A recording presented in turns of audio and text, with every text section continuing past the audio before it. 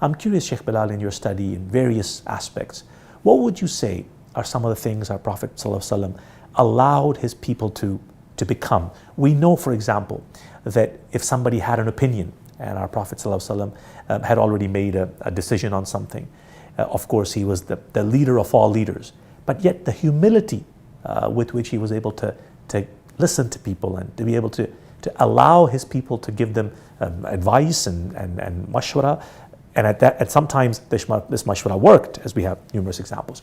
What would you say, Shaykh Bilal? Are these the aspects of leadership that you study in the seerah of our beloved Prophet?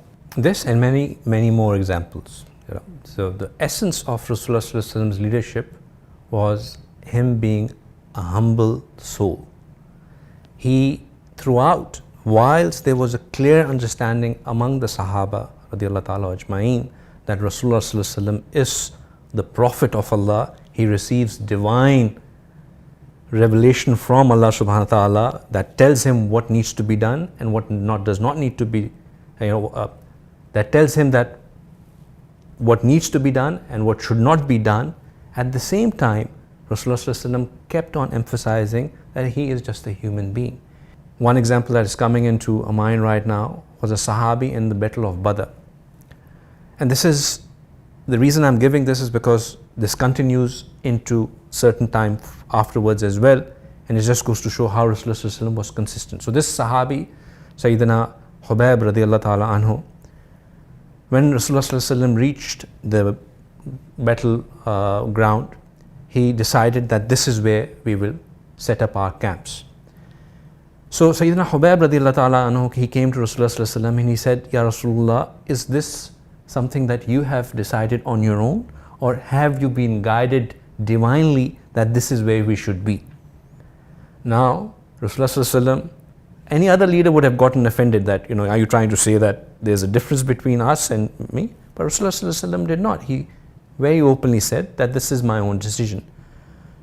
And then the Sahabi, knowing that Rasulullah would be open to and he welcomes the suggestions of others, openly said that, Ya Rasulullah, in my opinion, if we move our camps from this place closer to the wells, we will not only be able to cut the water supply, we will be more strategically placed to carry out an attack. Rasulullah welcomed his suggestion, moved the camps closer to the wells, and that proved as effective because they managed to cut the water supply and were in a better position to attack. Now the reason I'm giving this example is that this is not where it ended. This was Badr, and then 6 years after, in the Battle of Taif, the same Sahabi radiallahu ta'ala anhu, he suggested again to Rasulullah that, Ya Rasulullah, I believe that we should position our forces in this and this manner.